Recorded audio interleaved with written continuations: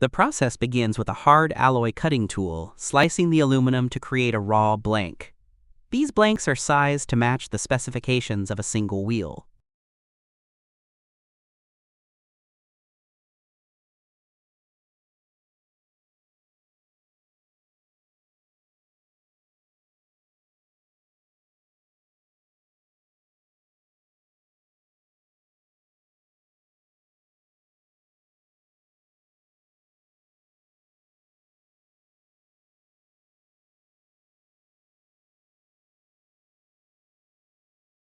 Once cut, the blanks are placed in a furnace, where they are heated for 2 hours until they reach approximately 500 degrees Celsius. This controlled heating process softens the aluminum, preparing it for the forging stage without melting it.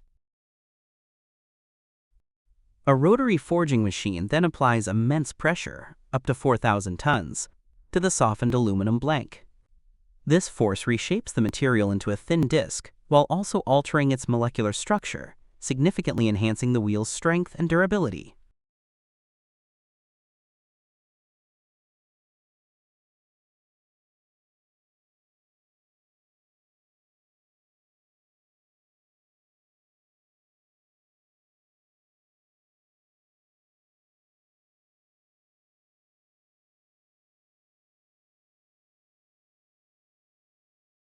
After forging, the disc is allowed to cool to room temperature before being moved to a cooling machine. Here, the disc is placed onto a central core, while large rollers descend onto it.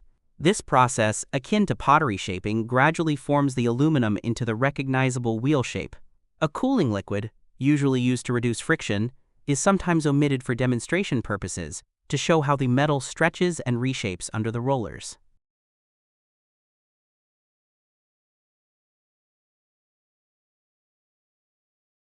In an incredibly short span of just 45 seconds, the flat aluminum disc is transformed into a 40 centimeters high wheel.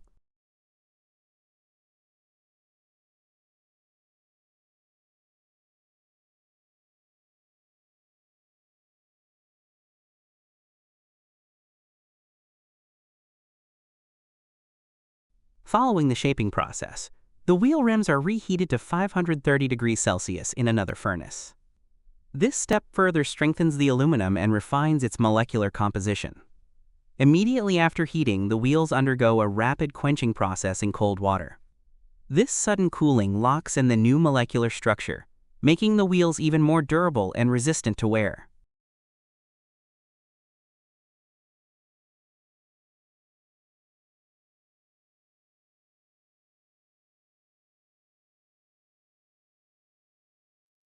Once the wheels have been hardened, they move on to the machining stage, where computer-controlled blades cut precise contours into the rims.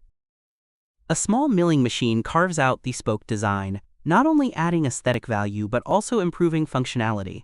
The open spaces in the spoke design facilitate better airflow, which helps cool the brakes during operation. Additionally, further precision cutting is performed to create bolt holes, which are necessary for securely attaching the wheel to the vehicle. Each wheel rim undergoes a rigorous inspection to ensure it meets the highest quality standards. Sensors measure various angles and check for any imperfections. Even the slightest irregularity could lead to uneven tire wear or compromise vehicle safety. Only wheels that pass these strict quality checks proceed to the final stage. If a wheel meets all standards, it is polished to a brilliant shine, enhancing both its appearance and resistance to corrosion. Once polished, the wheels are ready for use, ensuring reliability, safety, and a sleek finish for automobiles. At GMP, the production of alloy wheels is a meticulous process that blends expert craftsmanship with cutting-edge technology. Our commitment to precision and innovation allows us to produce 1,200 wheels per day, while maintaining the highest standards of quality and efficiency. The manufacturing process begins in our 3 dedicated casting areas, where molten metal is carefully shaped into wheel forms. Advanced casting techniques ensure durability and structural integrity, laying the foundation for a high-performance alloy wheel. Once cast, the wheels move through 10 specialized product stations, each playing a crucial role in refining and perfecting the final product. These stations encompass machining, heat treatment, surface finishing, and rigorous quality inspections, ensuring that every wheel meets our exacting standards. By integrating lean manufacturing principles, we optimize efficiency, reduce waste, and enhance productivity. Our 15-plus years of experience in alloy wheel production, coupled with continuous investment in the latest technology, has positioned us as a global leader in the industry. Through a combination of state-of-the-art machinery and skilled expertise, we have mastered the art of crafting uniquely designed alloy wheels that are both aesthetically striking and technically superior. Tire recycling is a critical process in waste management, helping to reduce environmental pollution and maximize resource recovery. One of the most efficient ways to handle used tires is through tire baling, a method that compresses multiple tires into dense, compact bales. The REC 7242 terabytes tire baler is a powerful hydraulic baler specifically designed for this purpose, offering an efficient and effective solution for recycling facilities, landfills, and waste management companies. The REC 7242 terabytes tire baler is a high-performance hydraulic baler that can process and compress a significant number of tires into a manageable bale. This machine has been engineered for durability and efficiency, making it an ideal choice for handling scrap tires in bulk. The REC 7242 terabytes is capable of baling 91 mixed tires into a single dense 1838 lb bale, which measures approximately 72 inches long, 40 inches wide, and 44 inches high. The compact size of these bales makes storage, transportation, and further processing much easier and cost-effective. Space efficiency. By compressing loose tires into compact bales, the baler significantly reduces the storage space required. This makes it easier for recycling facilities to manage inventory and transport tires for further processing. Cost savings. Tire bales reduce transportation costs as more tires can be transported at once compared to loose or shredded tires. This improves overall logistics and reduces fuel consumption. Environmental impact. Tire baling minimizes landfill waste and supports sustainable recycling practices. Properly baled tires are easier to process into rubberized asphalt, playground surfaces, and other recycled materials. Heavy-duty construction. The REC 7242 terabytes is built with industrial-grade hydraulic components, ensuring long-lasting performance and reliability even under heavy workloads. Ease of use. The machine is user-friendly and designed for efficient operation. With straightforward controls, workers can easily load and compress tires, streamlining the recycling process. Baled tires produced by the REC 7242 terabytes can be used in a variety of applications, including recycling facilities, processed into crumb rubber for use in roads, playgrounds, and athletic tracks. Landfill construction, used as alternative daily cover or structural fill. Erosion control, applied in civil engineering projects to stabilize slopes and shorelines. Energy recovery, used as tire-derived fuel, TDF, for industrial kilns and power plants. The process of manufacturing giant car tires from natural rubber involves several stages, from sourcing raw materials to shaping, curing, and quality testing. The process begins with harvesting latex, the liquid form of natural rubber, from rubber trees. Workers tap the trees by making incisions into the bark, allowing the latex to flow into collecting containers. The latex is then processed to separate rubber from water and impurities. This is usually done through coagulation, where an acid, often formic or acetic, is added to solidify the rubber. After the latex from the rubber tree is coagulated using acids, such as formic or acetic acid, the solidified rubber is separated from the liquid portion. This coagulated rubber, often referred to as crumb rubber at this stage, undergoes a washing process to remove residual impurities, excess acid, and any remaining traces of water or natural contaminants like dirt or plant matter. The coagulated rubber is first broken down into smaller pieces or crumbs to facilitate effective cleaning. These crumbs are then washed in large tanks filled with water. Mechanical agitators or paddles stir the rubber, ensuring that all particles are thoroughly cleaned. During this process, multiple rinses may be applied, and the water used is sometimes treated to maintain the desired pH and cleanliness. Washing is crucial because any residual impurities or unremoved chemicals can negatively affect the quality of the final rubber product. For instance, if acids remain in the rubber, they can interfere with later stages of processing, such as vulcanization, and may weaken the material's overall performance. Once the washing is complete, the rubber is then passed through rollers to squeeze out excess water. After the coagulated rubber is washed and excess water is removed, the rubber is pressed into panels or sheets using heavy rollers. These rollers, often part of a milling machine, compress the rubber into uniform thicknesses, typically between 2 to 5 millimeters, depending on the desired end use. The rubber is fed between the rollers, which apply pressure to flatten and shape it into continuous panels. Once pressed, the rubber panels are hung or laid out to dry fully, either naturally in air or in heated drying chambers.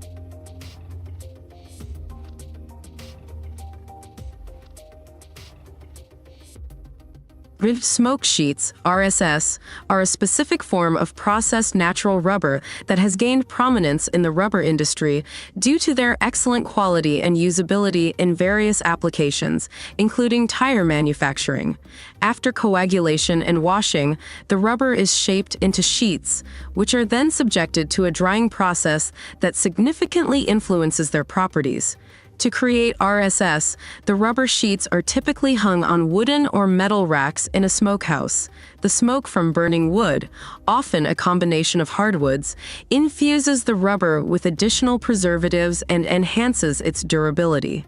This smoking process not only helps in drying the rubber, but also imparts a characteristic dark brown color and improves the rubber's resistance to environmental degradation, such as ozone and UV light. The sheets are ribbed during the pressing stage, creating distinct patterns that facilitate better stacking and handling. The ribs also help in reducing surface area, leading to quicker drying. After sufficient smoking and drying, the RSS is trimmed to a uniform size and rolled into bales for storage and transport. These bales are then supplied to manufacturers, who further process the RSS into rubber compounds for various applications, particularly in producing high-performance tires, where its elasticity, strength, and resistance are paramount. In the tire manufacturing process, pocket making is a critical stage, particularly in the production of off-the-road (OTR) tires, where durability and strength are paramount. The pockets serve as the foundation of the tire's structure, holding various plies, layers, and components together. The process begins by assembling the plies in alternating opposite directions. These plies are layers of rubber-coated fabric, typically made of polyester or nylon, which provide the tire's strength and flexibility. Between each ply, a thin layer of rubber compound, known as the squeegee, is applied. This layer acts as an adhesive, bonding the plies together and enhancing the tire's structural integrity. For additional protection, breakers are incorporated into the pockets. These are extra layers of reinforcing material that shield the tire casing from external damage, such as punctures from sharp objects like rocks or nails, which is particularly crucial for OTR tires that face harsh terrains. JK Tires OTR products, for example, offer double breaker protection, ensuring that the tire can withstand extreme conditions. Tire building is a crucial and intricate phase in tire manufacturing, where all the component parts come together to form the basic structure of the tire. The tire building process begins with the assembly of the casing, which is the innermost layer of the tire. The casing is built by layering plies, thin sheets of rubber-coated fabric, onto a rotating tire building drum. Each ply is positioned at a specific angle, bias to provide the necessary strength and flexibility. For OTR tires, these plies are usually made of durable materials such as nylon or polyester, giving the tire added resistance to wear and tear. A thin layer of rubber compound is applied between each ply to bond them together and enhance their structural integrity. The next critical step involves the insertion of the beads, which are steel-reinforced rings placed at the edges of the tire to ensure it fits securely onto the wheel rim. In OTR tires, the flipped beads are designed to withstand immense loads and pressures. The beads must be aligned precisely with the casing, and this alignment is typically achieved with the help of lasers to ensure accuracy. Special side stitches are then applied to fuse the beads with the casing, ensuring a solid and secure connection. Following bead placement, the tread and sidewalls are added. The tread is the outermost layer that makes contact with the ground, and it is made of a specially formulated rubber compound designed for durability, traction, and resistance to abrasion. The sidewalls provide lateral stability and protect the tire from impact and abrasion. For OTR tires, heavy-duty bottom stitchers are employed to consolidate the pockets and plies, ensuring all components are tidely bound together. During the tire building process, chafers, protective layers made of rubber and fabric, are added around the beads. These act as insulators, reducing the heat generated during tire operation and protecting the tire from rim damage. Multiple layers of chafers are applied in OTR tires to enhance their heat resistance and durability. Once all the components, casing, beads, tread, sidewalls, and chafers, are assembled, the tire takes shape on the drum. Precise stitching techniques and electronic pressure control ensure that each layer is properly consolidated and aligned. At this point, the product is referred to as a green tire, an uncured tire that will later undergo vulcanization to gain its final strength and resilience.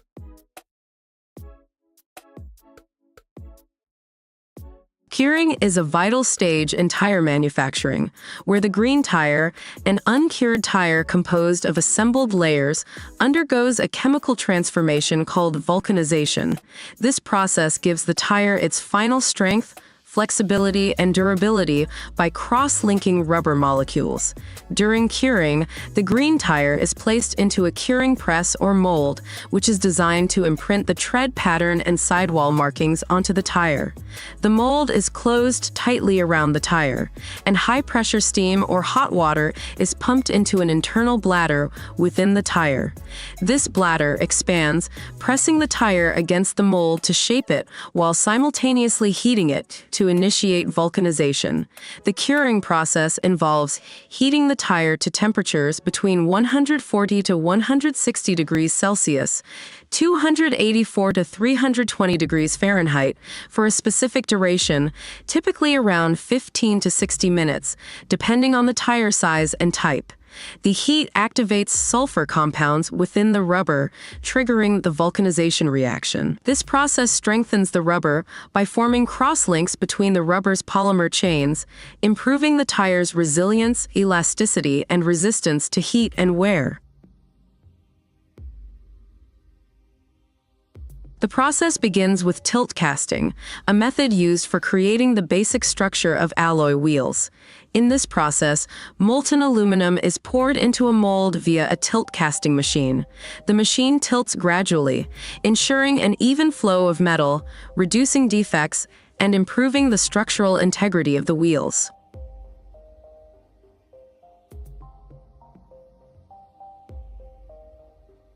After the casting process, the wheels undergo an intensive check through X-ray machines. It's a vital step to guarantee the internal integrity of each wheel. The wheels are then subjected to a T6 heat treatment process, where they are heated to a high temperature and then rapidly cooled. Computer numerical control (CNC) machines play a crucial role in the precision machining of alloy wheels. These automated machines follow pre-programmed instructions to accurately cut, shape, and finish the wheels to exact specifications. CNC machining ensures consistency, precision, and high-quality surface finishes. The process involves removing material from the wheel's cast form to achieve the desired design, dimensions, and tolerances.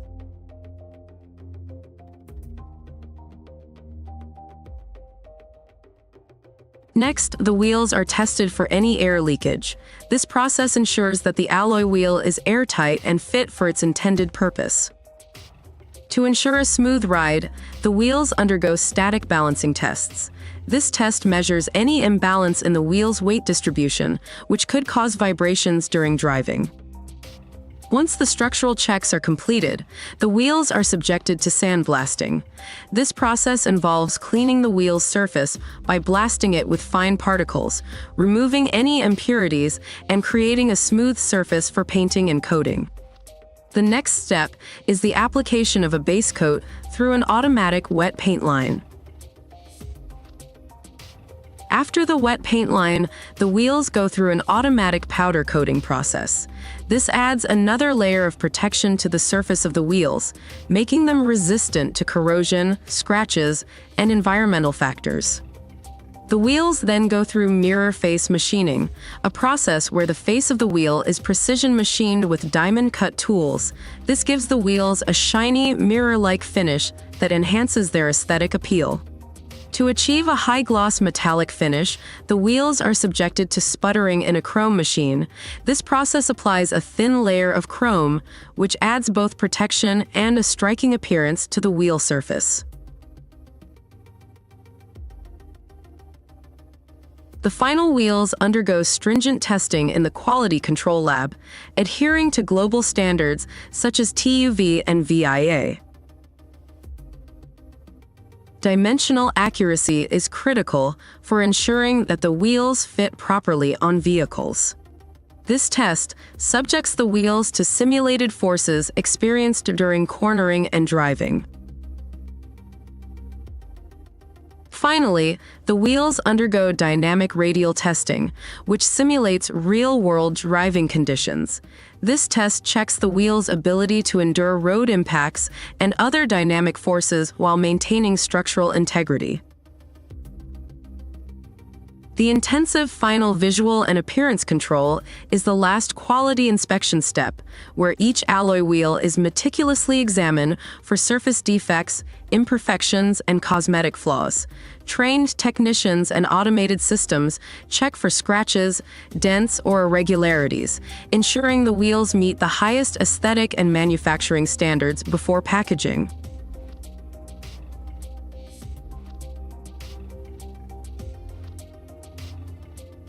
The control systems of the Prozax tire building machine are designed for precision, flexibility, and ease of use. Powered by advanced PLC systems from German companies like Siemens and Beckhoff, they enable automation and smooth operation. Operators can upload and manage up to 50 custom tire building formulas, allowing for quick adjustments tailored to specific tire configurations. The control panel, placed within easy reach, displays real-time specifications and alerts operators if any components are incorrectly set up. This system minimizes errors, maximizes efficiency, and ensures consistent tire quality.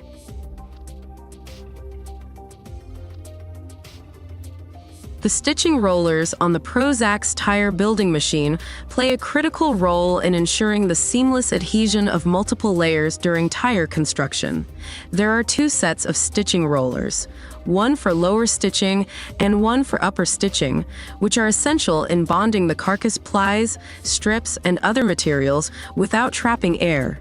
These rollers apply consistent pressure across the tire's surface to guarantee even adhesion, which is crucial for maintaining the tire's structural integrity and performance over time.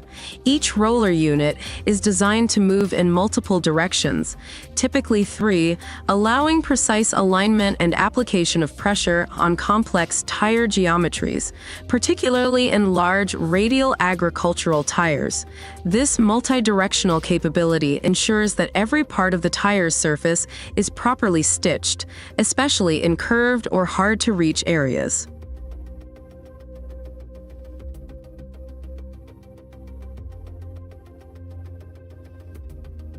The green tire, constructed during the first stage, is transferred onto the shaft and disc plates. These plates hold the tire securely in place during the second stage processes. The shaft ensures precise positioning, while the disc plates are responsible for inflating and shaping the carcass, giving the tire its final form. This shaping process is highly automated, ensuring consistency in tire geometry, which is critical for performance, especially in large agricultural tires.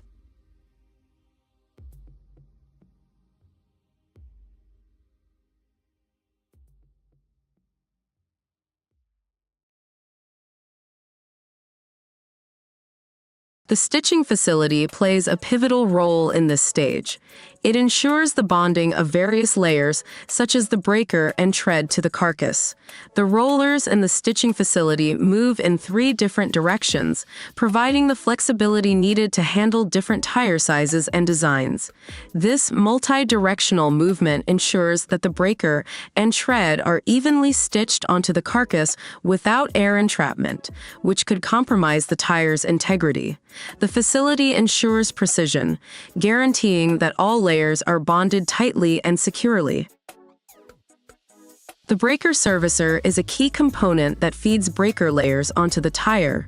The servicer allows for a maximum breaker width of 900 millimeters, which is suitable for large agricultural tires. The breaker, which provides additional reinforcement and enhances the tire's structural stability, is carefully positioned and rolled onto the carcass by the servicer. This step is critical in ensuring that the tire can handle heavy loads and resist wear over time. The final step in the second stage involves the strip winder, which applies the tread to the tire. In this process, strips of rubber are wound around the carcass, ensuring a precise and uniform tread application. This method allows for highly customizable tread patterns, which can be tailored to the specific performance needs of agricultural tires. The strip winding process is fully automated, ensuring that the tread is applied consistently and without defects. The second stage of the tire building process on the Prozax machine is essential for completing the construction of radial agricultural tires. This stage involves more advanced components and processes that refine and finalize the green tire built in the first stage, ensuring that the final product meets industry standards in terms of durability, performance, and quality.